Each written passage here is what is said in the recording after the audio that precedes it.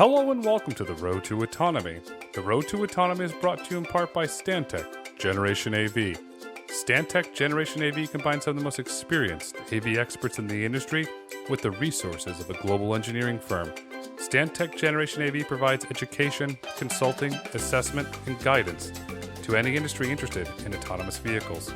Learn more at stantec.com. Hello and welcome to the Road to Autonomy. I am your host, Grayson Brulte. On today's episode, we're absolutely honored to welcome back Pete Bigelow, senior reporter covering self-driving tech and the future mobility at Automotive News. And more importantly, Pete hosts a great podcast, Shift. Welcome to the podcast, Pete. Thanks, Grayson. It's great to be back here today. It's great to have you back here. Last time we talked all about experiences, and we saw what happened with Beep and Yellowstone with an experience. But today, as we're new into 2022, I want to talk to you about the year of the comeback. 2021 was the year Ford came roaring back. Past a $100 billion market cap for the first time in history. Jim Farley's got like a V12 firing on all cylinders. His stocks returned over 270% as of Friday, January 14th. Where does Ford go to keep this incredible momentum going? First, Grayson, you hit the nail on the head. Like, what an amazing performance in 2021. And I think the hint as to how do you keep this juggernaut going comes in their November sales report. What stood out to me, and granted, this is just a snapshot, but what stood out was that Ford's EV sales grew at 3 times the overall EV segment in November. So I think about, as this EV influx continues, as the market shifts to EVs, into 2020s, like, how do you not just replicate market share from the old world to the new one? Like, you need to make a step change into electric vehicles. And if Ford can kind of continue that momentum at growing faster than the EV segment itself, and they clearly have the product to do that, that to me is, first answer to your question about how do you keep the good times rolling. I'm assuming that was the Mach-E. Was that the primary sales driver for Ford's EVs during that quarter? That was, because I think Maverick was just spooling up at that point, and it's primarily Mach-E at this point. And then you got the holy grail of holy grails. You got the Ford F-150 Lightning coming on. And this thing, just based on all of the coverage, the tweet by Jim Farley about increasing production, this thing's going to be a home run. I mean, Bill Ford, chairman of Ford's, came out and said, I've got tremendous confidence. Well, no kidding. This thing is going to be hotcakes. What's next after the F-150 Lightning? Is there something else brewing to keep this show going? I don't know. I mean, I think it's probably the maturity of the F-150 Lightning that keeps it going, because it's so interesting to think of Ford taking this particular product that is the best-selling vehicle in America, the flagship of Ford for sure. Remember a few years ago when they went aluminum, and that was like the big revolution. And now they go with the electrified version, and they really have not stood still with the F-150 brand. But I mean, I do think that this is the year we see sales take off, and they kind of continue to probably work on range would be the next big thing, because that range/towing capacity with an electric battery is obviously a bit of a interesting proposition, no matter which particular vehicle we're talking about or which brand. So I think that's where, you look to see where the improvements come on range and towing, I think. What Ford has done right, and Bill Ford's tweeted this out, his first vehicle. He tweeted out, I forget the year, was a Mustang. And he said, it's our job at Ford to electrify our iconic brands. And that goes back to the conversation you and I had last year. It's all about the brand. It is. I think you see Bill Ford putting his money where his mouth is, acquiring more shares in the Class B stock. And, I think I remember reading just the other day that he's quadrupled his stake in the important Class B realm, like over the past decade.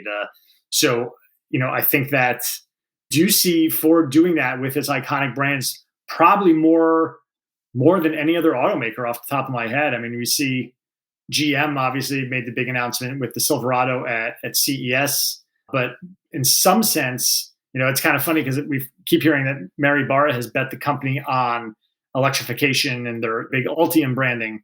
We're seeing that branding on the battery side with GM in some sense, but we're seeing it on the product side with Ford, I think, more publicly. And, to some extent, they've both bet their companies on the electric future. And Mary Barr's done a fantastic job at GM, but Farley, he's the rock star. He's the darling. of the markets. You turn on a financial news program and you have an analyst raving and praising Jim Farley. As you mentioned, Bill Ford's acquiring the B shares, millions of shares, not tens of thousands, but millions of shares. Was Jim Farley one of the greatest CEO hires of all time? That's a good question. And it's probably too early to tell because I feel like, to some extent, if you're the CEO of a major corporation, your legacy is determined by the hand that you're dealt from your predecessor. And in this case, I think both Jim, and I'm not taking any credit away from what Jim Farley's done, but I think Jim Hackett set him up very well with the, elimination of some of these smaller sedans from the lineup and the focus on some of these products that are now coming to the market.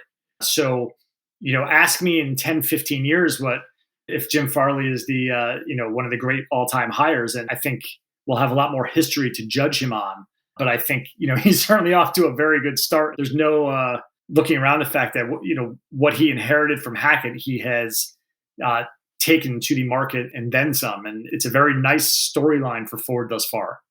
It's a very valid point around Jim Hackett. It's not talked enough, but you're right. The groundwork was laid there. Does the question come down to Farley's a better communicator than Hackett? Farley's clearly resonating with Wall Street. Hackett, with all due respect, Mr. Hackett, did not resonate with Wall Street. I think that's fair, but I also think it's fair that decisions that Hackett made are finished products for Jim Farley to go sell now. And Jim Hackett did not have that luxury. We have the F-150 Lightning. We have the Maverick just coming to the market here, late last year. I think now is the time to tell those stories, and Jim Farley is very effectively communicating them. And something else that I think really works in his favor is, to me, he's almost like a 21st century Bob Lutz. And I mean this as a compliment to both. But here you have car guys versus bean counters. And Jim Farley is most definitely a car guy who has raced around the globe, and he could go into any mechanic shop and build his own car from the ground up practically. So I think that resonates with people too, that here's a car guy leading a very storied brand into the 21st century when we're all thinking about electrification and beyond that, climate change, and how these new products ostensibly, we could talk about that more, help more than they hurt to kind of reduce carbon emissions in the transportation realm. That opens up the whole circular economy. And you interviewed J.B. Straubel from Redwood Materials. I believe it was a December 2021 article. You went up there and you said, there's batteries everywhere, and they're trying to figure out the recycling. Could you talk about that article? Because JB's got that incredible track record from co-founding Tesla to now recycling batteries. He clearly understands that we have to go into a circular economy as more and more car companies move to electrification. Yeah, it's a great, I'm glad you brought that up, Grayson, because I really enjoyed that story. And the genesis of it for me was, the J.B. Straubel is this longtime chief technology officer at Tesla who's responsible for a significant portion of what they've done as a company. And he kind of quietly slipped away, and was it 2018 or 2019? And I was just wondering, what the heck does he see in garbage where, he leaves Tesla to go focus on recycling? And to some extent, that's at least the start of what they're doing at Redwood Materials, is trying to get all these batteries out of landfills, be they from cars or cell phones or vacuum cleaners, that, just eliminating this vast amount of waste. And in particular with vehicle batteries meant for passenger vehicles, really get to what you were talking about with the circular economy, a circular supply chain, and figure out how to take all this waste and break it down, sell it back to suppliers like Panasonic, to put it back into the supply chain so you don't have to rely so much on raw materials, foreign raw materials in this new EV economy. And Ford is a big, bring it back to Jim Farley, Ford is a big investor right now in Redwood Materials. It's a smart move on Ford's part because the raw materials are an issue. We technically have, let's say, a self-imposed lithium shortage. We can't dwell enough in the United States to build mines for lithium, even though in the 1970s we were the leader in lithium. Now we're relying on foreign powers. You have the new leftist government in Chile that's threatening to shut down the mines. We have the political issues that are well documented with China. We're like, lo and behold again. We're like, we can't control our own destiny.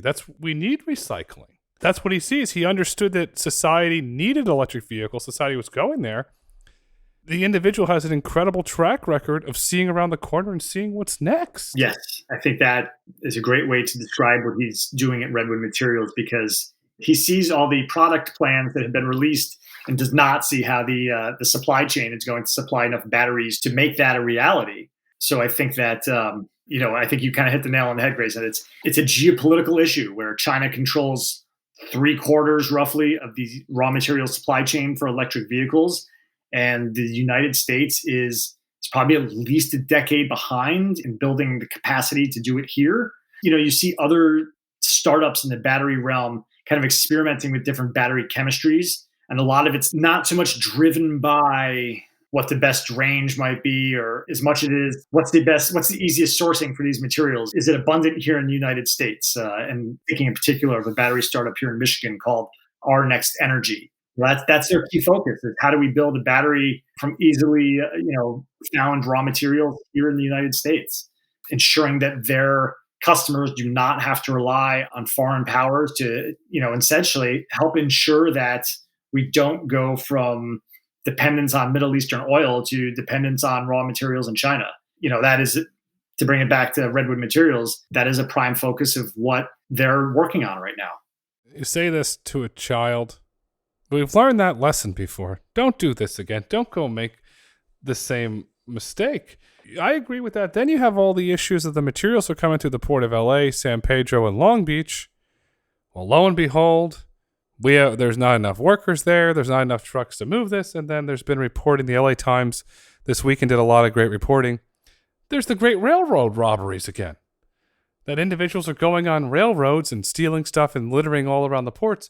Could you imagine if these criminals, and yes, criminals are sophisticated, they're always 1 and 2 steps ahead of law enforcement, unfortunately, they find out there's a train full of lithium and how much money they can get for that in the black market? Well, then we've got even a bigger problem. I have not read the LA Times story, but I will go do that as soon as we're done recording the podcast here, Grayson. But I do think strike one is geopolitical concerns with materials on foreign powers, as we just laid out. Strike two is the enormous supply chain complications that every automaker is living through today. And, in some sense, I think everybody suddenly sees the writing on the wall that the chip shortage of 2020 to 2023 is going to, quickly turn into these battery supply shortage of 2024 to 2028, let's call it. How do you find the materials, the cells, and then how do you get it here is the second part. Like, God forbid you have cars waiting for their batteries that are being parked because of supply chain complexity. If strike three is the railroad situation that you just laid out, then I think all signs point to reasons why there should be a strong domestic supply chain that frankly does not yet exist. We need it. We absolutely need a strong domestic supply chain, because then all suddenly you're going to have hundreds of thousands of vehicles that can't get their batteries. Well, the EV market's going to collapse. I'm very sorry to say it. Consumers say, I'm not waiting 2 years. I'm going back to a gas car. It's very simple. Then you have the other issue with some of these high demand cars. There is an individual, I'll respect his privacy, on Twitter, ordered the new, beautiful, by the way, the new Mercedes sedan, the EQS. And he went to go pay for it. And the dealer wanted to mark up $50,000 on top of it because they were in high demand. That's highway robbery. This is an interesting point, Grayson, and it kind of loops back to the first question you asked about how does Ford keep this going? And so I'll expand that a bit. How do the leading EV players keep this going? And, frankly, the dealership networks of today are not well set up to sell electric vehicles. They're an obstacle in a lot of ways. They're not incentivized to sell electric vehicles. It's a whole different thing where you're selling an ecosystem and you need to answer questions about, utility bills and get a charger installed at your home and any number of different aspects of this. So I think the dealerships marking up vehicles right now is kind of a glimpse at the problematic relationship they have with automakers. And I think that grows in the EV era. You're right, because think about this. You're not going to blame, let's call it Acme dealership. You're going to blame Mercedes-Benz. Oh, they're bad. Look what they're trying to do. I'm a hardworking person. I've saved for this vehicle. I want to be an eco-conscious, do right by the environment. And no, big bad Mercedes marks this up. They're not going to blame Acme Auto Dealer. They're going to blame Mercedes-Benz. And you have a huge political problem. Going back to giving Ford more credit here, Ford's sent to the dealers, you mark this up, we're going to pull your F-150 inventory. And then trying to get rid of the scalping market, Ford's having some dealers put a no-sale provision from reselling the truck within a year of ownership. Is it even legal to do that? Or what do you think the outcome is going to be? Is Ford just trying to protect the market for individuals that want to buy it for the MSRP price and don't want to play these, let's call them dealer games? I don't know the legalities. I expect that will be challenged here, and we'll have some clarity on that in the short term. But I do think Ford is trying to mitigate the damage because it's one of those things that's penny wise and pound foolish for your brand, I feel like, where, sure, you can probably get away with it now. And obviously we're seeing that happen in the marketplace. But do your customers resent it so resoundingly for 25 years that you're kind of poisoned for a while? I don't know the answer to that. I do expect, overall, I saw just the other day that the average price of a new vehicle has risen to $47,000. That just seems unsustainable to me right now. The inflation is so dramatic within the last 6 months in particular that, sooner or later that supply demand, those curves are going to cross, and there's going to be enough people not willing to pay these astronomical prices that I think this will kind of work itself out in the marketplace. But to your point, I think Ford is trying to kind of smartly mitigate the more draconian impulses of people to cash in on that right now and put those parameters in place. To the dealership that was doing it, I'm going to use a very harsh term. It's like a war profiteer. You're profiting off a situation. It's reprehensible. It's reprehensible. Don't do it. Don't take advantage of the consumer, because the consumer will never forget when they're burnt. You go into a grocery store, it's all you need to see inflation. Inflation's not transitory. Inflation's running out of control. Grocery bills are going up. Consumers are livid. You see all the polling numbers. The midterms are not going to be pretty for the Democrats. You've got a big problem. If consumers are saving their money, they're losing 7% a year because of inflation, and they want to be able to buy a vehicle for the price that Ford sets it, they should be able to. There's no ifs, ands, or buts about that. And I got to give Ford a lot of credit for protecting their brand. Yes, I do too. I think there's certainly an argument to be made that this is, supply and demand, and the dealers are cashing in. But I'm a little surprised to not see someone like Elon Musk, who's historically, had a lot of battles with car dealerships and others in this kind of EV upstart camp. Like, I'm surprised they're not making a bigger deal about this and pointing to this as a reason that the dealership model, which is, protected by state laws across the country in similar forms or fashions, they should be pointing to this as a reason that the legacy way we sell cars is broken. And, this might be the opportunity they need to kind of earn, I don't know about getting laws overturned, but at least see them reformed in some form or fashion. You're seeing the same thing happen in the movie business with movie theaters and the rise of direct-to-consumer, Netflix funding incredible shows and TV series, Apple Plus funding TV shows, Paramount Plus, Disney Plus. They're all funding it, and they're all circumventing theaters. The latest, I believe, was the last two Pixar movies on Disney Plus were available in your home streaming. That's the future. If you look at car dealers, nobody wants to go and deal with a car dealer. There's no reason why I can't get out my phone, pay the $1,000 deposit, order the car. When it comes in, pay the whole thing. That's the future. But it's the entrenchment of the auto dealer lobbyists that don't want this to happen. They're standing in the way of progress. They're standing in the way of innovation. They're driving prices up. And as I'm reading a book on Richard Nixon when we went off the gold standard. And Nixon's whole thing that haunted him from when he was vice president under Eisenhower was inflation. And he believed that if you're not creating jobs and prices are going up, you've got a political catastrophe. Well, dealers, wake up. Same thing's going to happen to you if you prioritize your ways over the future. Strong take, Grayson. Yes, I think that, what the movie theaters don't have is laws in every state mandating that movies only get released at movie theaters. That would be the equivalent to the current setup in the, car sales arena. it's broken. Because going back to Ford here, you look at Jim Farley's Twitter account. Every time an individual, let's call him a customer Ford, builds a new Ford F-150 Lightning, he posts a picture of it. Congratulations, welcome to the Ford family. That's a really savvy way of doing that. You're right. Imagine if in the future you didn't have to go through a dealer, that you can have your F-150 Lightning delivered to your house. That's a wonderful experience. And that's the thing that Elon's done a lot right that he doesn't get enough credit for. One was the direct-to-consumer model for vehicles. He's absolutely perfected it. And the other thing that Elon has done extremely well, doesn't get enough credit for, is the supercharging network. Those, to me, are the two things that he doesn't get enough credit for what he did. And in the future, perhaps at some point, Ford will go direct-to-consumer because the market will force him. It'll be a political bloodbath, but at some point, they might have to. One of these stories that I did not get to tell when I was, we talked about my trip to Carson City to visit Redwood Materials. I was in New Mexico for a forthcoming story, which I've not yet written, Grayson. So here's a little hint. But while I was there driving to an appointment, I happened to pass a Tesla storefront, would be the proper term here. And I thought, well, that's intriguing. And it turns out it's the Tesla storefront or in New Mexico that is on Indian land. So they kind of are circumventing these state dealership laws, selling Teslas on Indian reservations. And I thought that was intriguing. I'm curious to see if Elon replicates that elsewhere. Obviously, in Michigan, in Florida, I'm trying to think of other states, Colorado, Nevada. Like, I'm sure there's lots of other places where you can perhaps see that model proliferate. And maybe that's something here, looking at 2022, do we see more of that sort of end around? Now look at New York. This is where Elon gets at its history.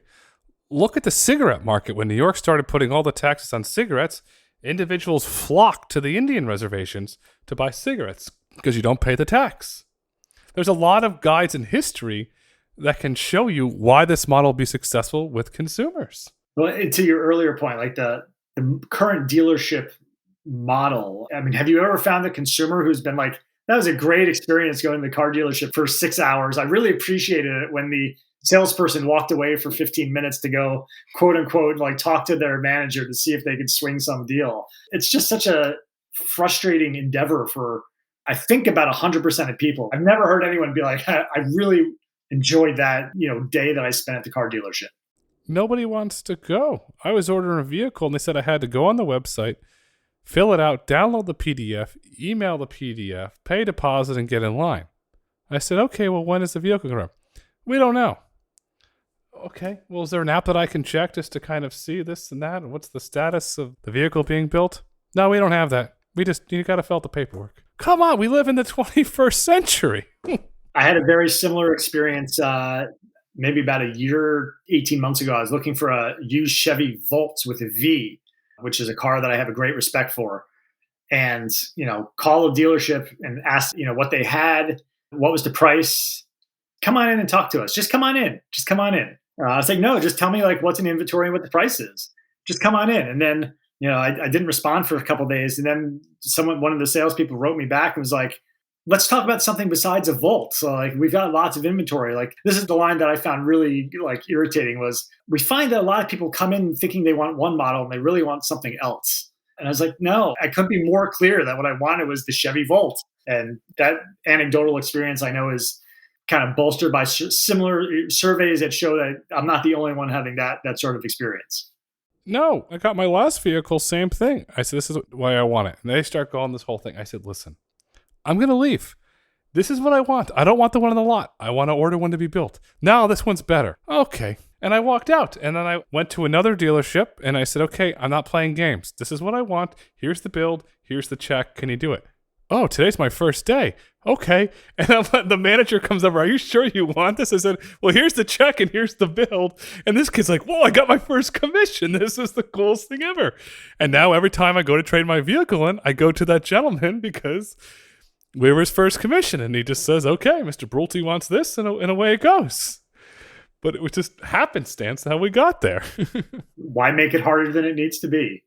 I was going to say, like, thinking about Ford, its whole lineup, kind of coming back to this point that for the whole industry, like, we keep talking about this, electric vehicle influx that is going to happen. And now we see the product in the marketplace that can make it happen.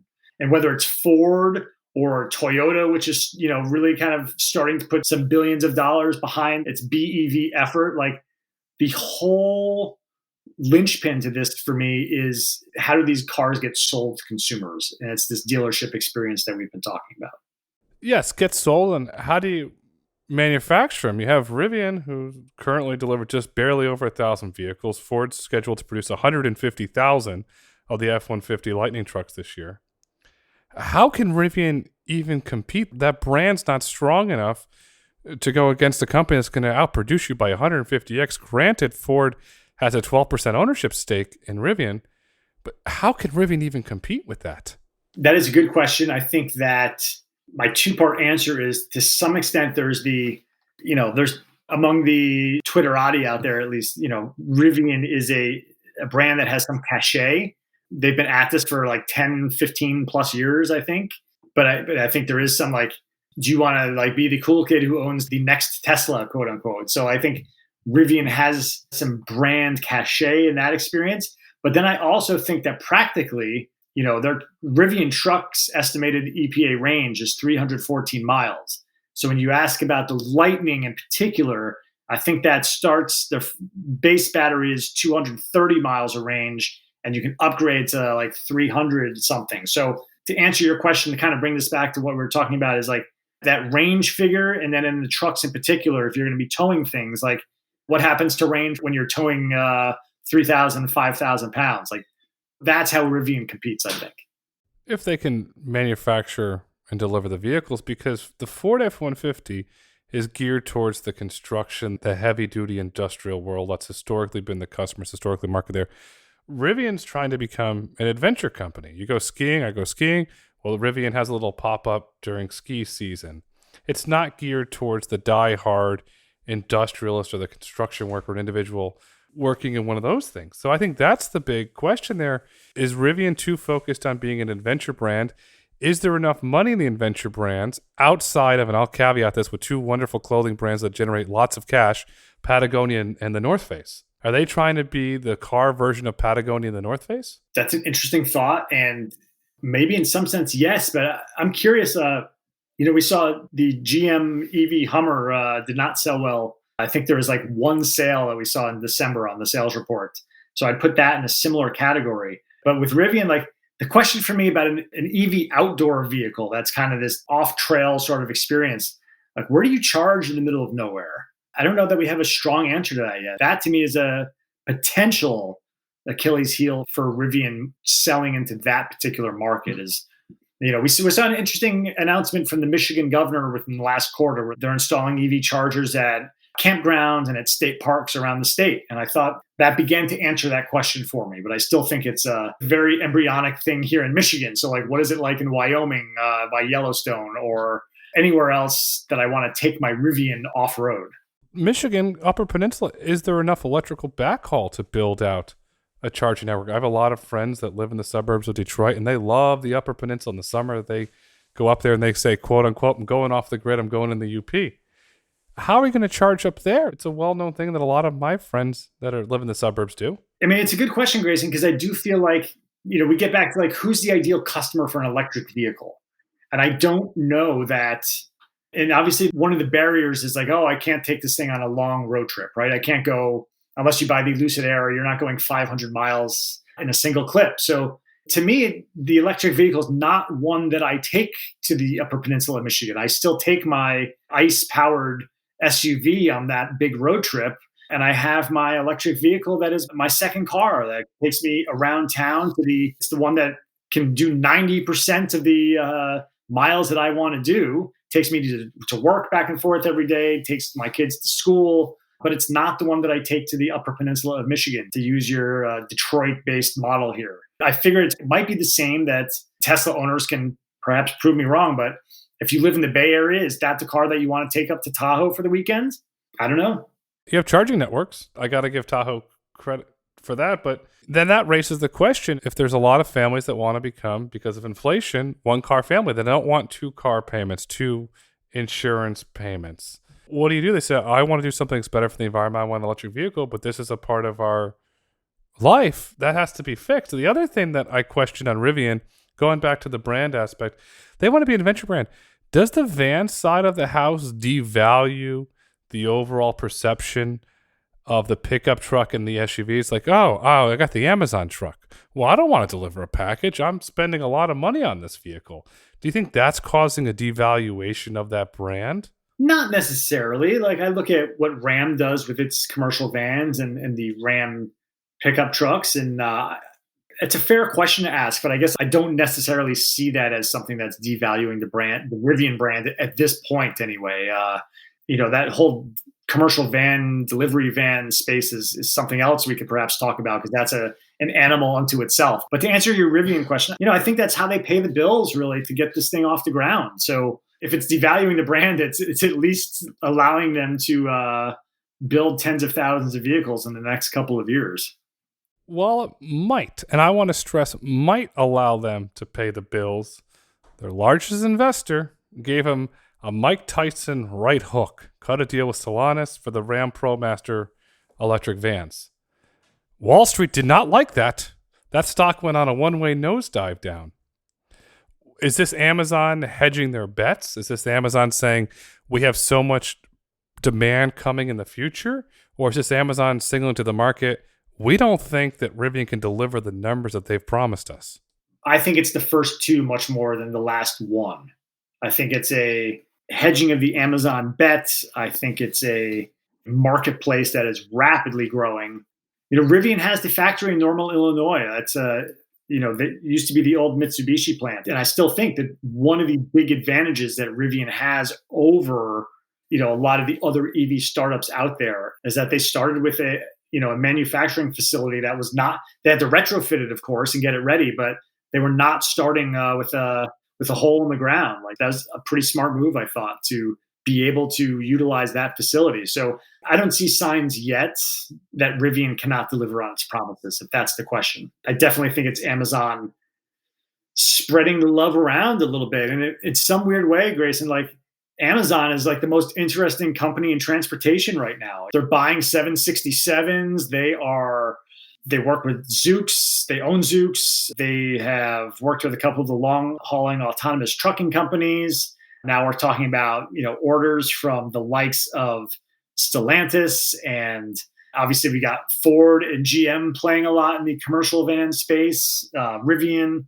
Amazon is this big, I was going to say tail that wags the dog, but that's not quite right. It's the dog that the tail is following around here, and the tail is all those other companies. But Amazon is like the most interesting company in transportation right now. That might be an underappreciated fact, if that's possible. Most interesting company in transportation, Amazon. Correct. And that story that I mentioned earlier about the LA Times, they were stealing Amazon packages off the Union Pacific trains. It was Amazon. Let's take this. I'm going to put on Pete reporter hat here for a minute and take Amazon, the most interesting company in transportation, to the next level.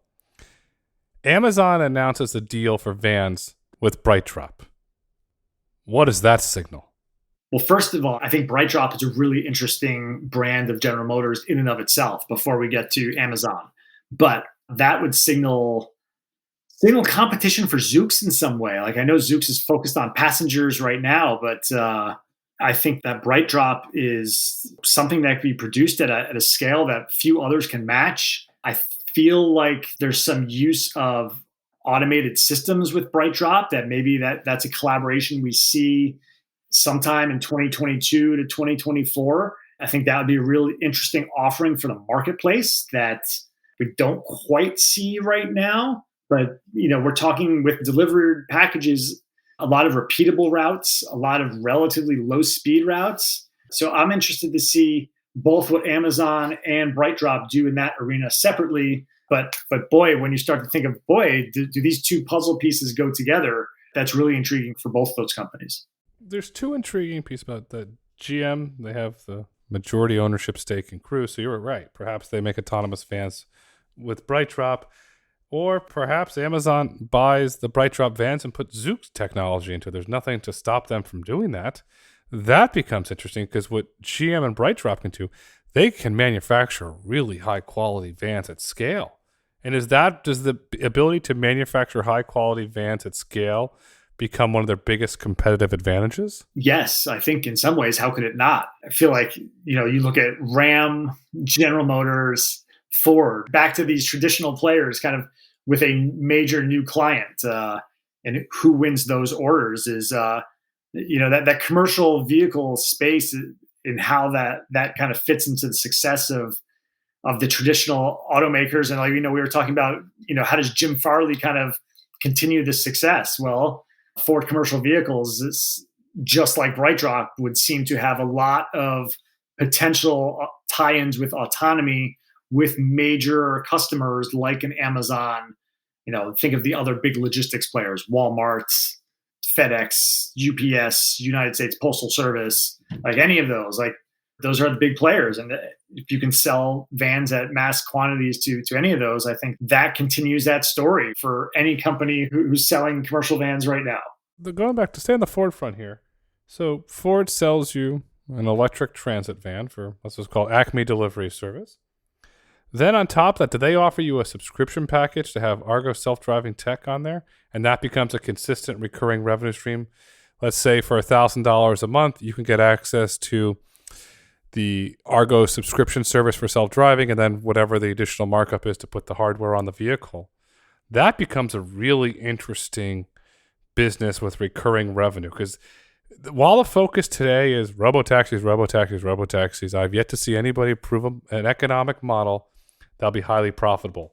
Licensing Argo tech as part of a delivery service that's controlled by Ford and sold by Ford, that could be a little interesting business. It could be a very interesting business, especially, to your point, like just finishing CES where we had these announcements of personal autonomous vehicles that were very blurry and there weren't a whole lot of timeframes put on those. And I think they're really talking about level 3 and not level 4, even though they didn't say it. And maybe for some consumers, that's a nice thing to have. Like we see Tesla trying to push quote unquote full self-driving. But when you put automated driving systems into the commercial realm, which is why I think we see all the trucking companies, working diligently in this respect, if that's possible, and then your competitor has that, and it makes their, operations that much more cost efficient, then you almost have to subscribe. Like, how can you not subscribe if your competition is using delivery vans with automated systems that's taking a lot of cost out of your operation? Like, I think that's when autonomy is much more real than, to your point, like a robotaxi model that I don't care that much as a rider whether or not an autonomous system is driving me or a human. And they can't go for all the bells and whistles we've seen and heard over the last few years about robotaxis. How many are going to airports? Like, to me, that's about a third of the current ride-hailing market is taking people to and from airports. And I can think of Motional going, experimenting. It's not even like one of their stops yet, but Motional is going to McCarran in Las Vegas. And that's the one. I don't see anybody else talking about airports as a key place where they operate. And that, to me, when I see that, I'll start to think that robotaxis are more real. Years ago, there was a gentleman who was a CEO of a well-known self-driving car company. We had a conversation. I was out in Arizona, and I called him up, and I said I met with the resort owner, talked to them, and I was just talking about route traffics and patterns. And number one request, airport, Sky Harbor. Guests want to fly into Sky Harbor and get picked up and come to the resort. So I asked this gentleman at that time who was CEO of this company, what about airports? We're looking into it. I said, no, you don't understand. There's a built-in market here. We're looking into it. Why has there never been a focus to crack airports? You want to look at public data? Look at the Uber and Lyft data at airports. All the data for demand is there. You don't have to speak to a resort owner like I had the privilege of doing. Why? Because that's a highly profitable route, one. It's a consistent route, and furthermore, data, when Voyage was operating in the villages outside of Orlando, number one most requested feature, please take me to and from the airport. Why is Waymo and Chandler not going to Sky Harbor? Yes. I couldn't get the answer. This is an interesting question. Maybe I need to follow this up with a story, but to my earlier point, I think that this is where we see the robotaxi model advance. So I'll feel more optimistic about it when I see companies trying to take that step. They did not specifically say that they're going to Miami or Dulles or Austin Bergstrom, but Maybe Ford and Argo have hinted at this a little bit when they say that last year they started testing both in cities and on highways because they know they have to do those mixed environments to get to places that people want to go. So I don't recall them saying specifically airports in that announcement, but maybe that's what Argo is directionally pointing at with that sort of mixed traffic environment testing that they've been working on more so over the last year. During Aurora's filing to go public, they mentioned one of the use cases for the Aurora Driver was from hotels to airports, and they're right. And going way back, we must be going back, let's say 8 years now, when I was co-chair of the Autonomous Vehicle Task Force City Beverly Hills, there was a gentleman that owns 2 hotels in town, and we sat down, we met with them. Would you be interested if we can recruit a company to come to Beverly Hills with autonomous vehicles?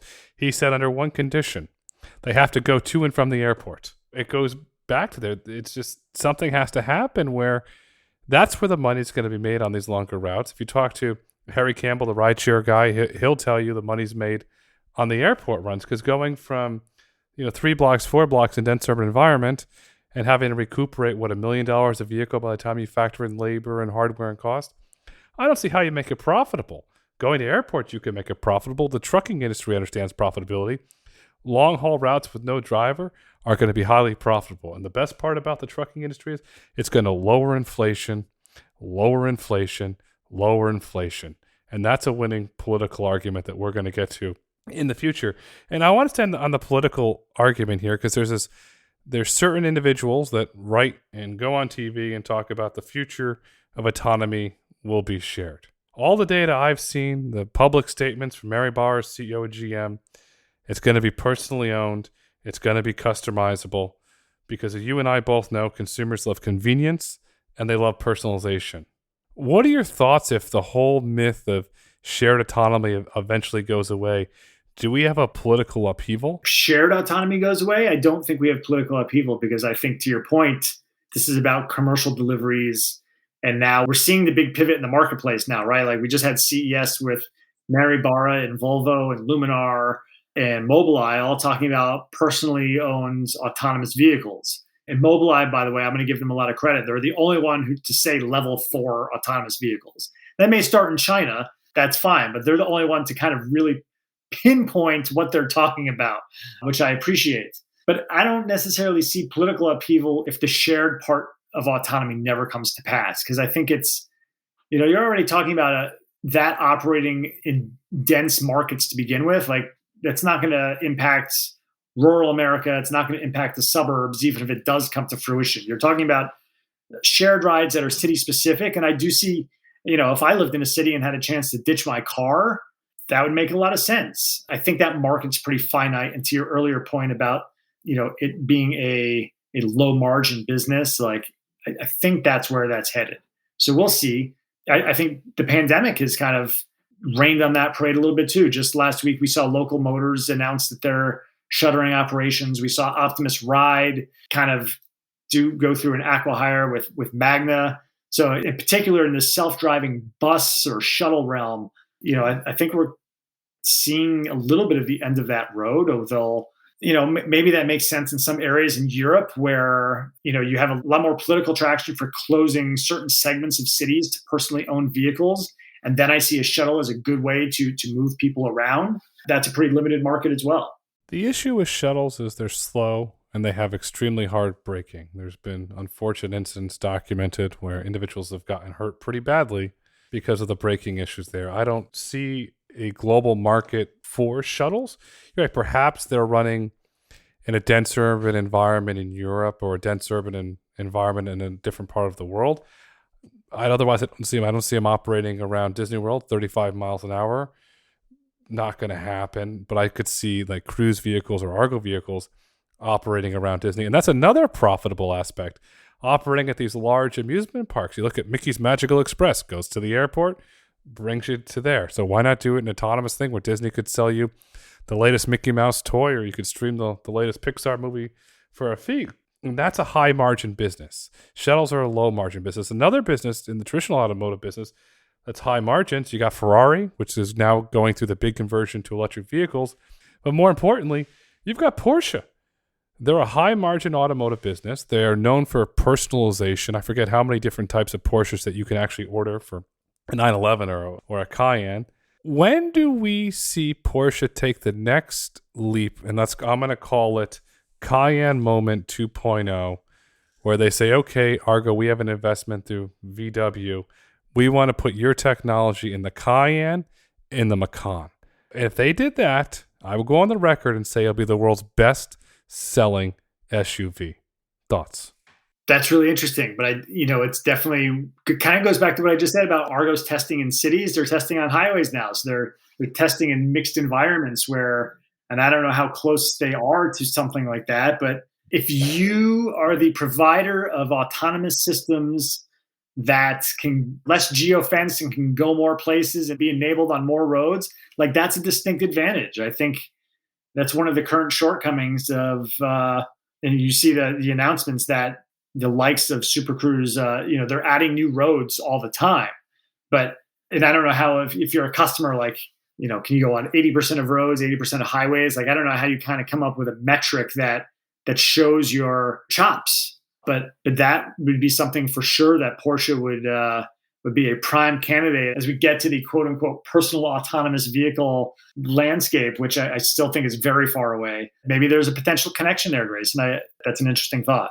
You measure it on a subscription tier basis. The more area that you can go, the higher your subscription rate is, because there was an article in Bloomberg, and this is rumor and speculation. There's no inside information on this, that Argo is potentially looking at an IPO. It was said late 2021, early 2022. If Argo does indeed go public, they're going to have to show year over year, quarter over quarter compounding growth. That's one way to get there. Putting your reporter hat on here for a minute, will we see an Argo IPO this year?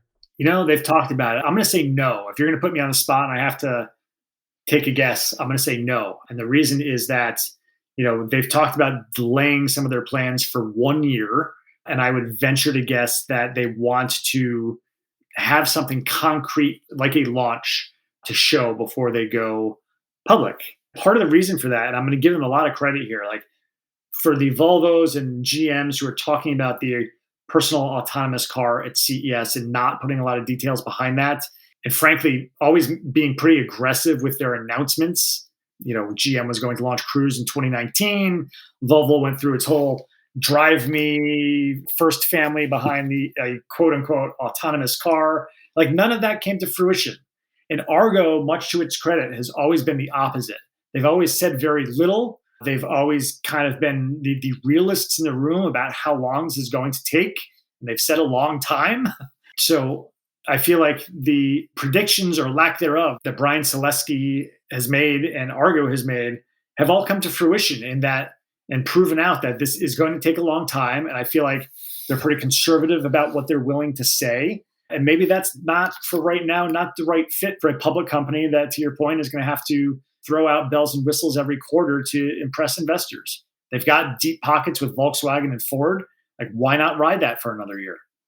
Argo should stay private. If I was calling the shots or advising Brian, I would stay private. I think Brian has done a completely fantastic job running Argo, because they don't get in this hype. We're going to do this in 2 months. We're going to do this in 6 months. They have their heads down. They're engineering a really great product. They're figuring out the business model now. I'm excited to see their Miami commercialization launch, which is coming hopefully some point this year. And it'd be absolutely brilliant. Brian and the team hold off for the IPO, let's say 18, 24 months. And then they get ready to go for the IPO. Oh, by the way, we generated $6 million in revenue this quarter. Whoa, oh, okay. And the next quarter, like, that's going to be interesting when they can show that quarter over quarter revenue growth. They're building a sustainable business. That's the time to go. And I believe that Brian is the right leader to make those decisions. And you have the deep pockets of VW and Ford behind you. And the question is, and wouldn't surprise me, does another large OEM put their hat in there and say, okay, we're back in Argo? So that's going to be something to tell. But the one thing I can say, the future is extremely bright for Argo. And Pete, as we look to wrap up this insightful conversation where we covered everything from Silicon Valley to Detroit and everything in between, and don't forget the Upper Peninsula, we did talk about that. What would you like our listeners to take away with them? Well, Grayson, I'm going to bring it back to right where we started, talking about Jim Farley and how does he kind of keep this momentum going forward. And I'm just going to remind your listeners that Farley started at Toyota and was there for a long time. And, they have their process for continued improvement. I kind of dug up this quote from Farley from his Toyota time. And he said that idea of continuous improvement means, and I quote now, that even when things are going really well, that's actually the most important time to feel like there's more opportunity, end quote. So no doubt that this is foremost on his mind. And what do I think that means now? I think it's centered around the battery factories and battery developments that Ford announced in Tennessee and Kentucky that kind of come online later this decade. Who wins the battery race now? Maybe Ford. I mean, everybody's making their big bets, and we don't know who's winning yet. So as I look to, what is Jim Farley doing next? If I had to guess, and it's only a guess, to me, it's centered around winning the battery race. Ford, I wish you good luck on the battery race. GM, I wish you good luck on the battery race, but I can tell you the battery race has already been won, and it's been won by the commodities traders. History will tell us that. We can look at what happened in the oil markets. Commodity traders won. Look what happened in the grain market. Commodity traders won. And same thing is going to happen in the lithium and cobalt market. Commodity traders will win. Well, they may win. For GM, I wish you good luck in the race because hopefully you can get a good deal in VW. You're never far behind because you could do something as well. Because the future is bright, the future is autonomous, and the future is electric. Pete, thank you so much for coming on the Road to Autonomy today. Grayson, great to be here. Thanks for having me. You're welcome. Thank you. Thank you for listening to the Road to Autonomy podcast. If you've enjoyed listening, please rate, review, and subscribe on your favorite podcast platform. Want to get in touch? Follow us on Twitter at Road to Autonomy or email podcast@brulteco.com. The Road to Autonomy is produced by Brulte & Company. The views and opinions expressed on the Road to Autonomy podcast do not necessarily reflect the views and opinions of Brulte & Company. The content discussed on this podcast is for informational purposes only and should not be taken as legal, tax, investment, or business advice.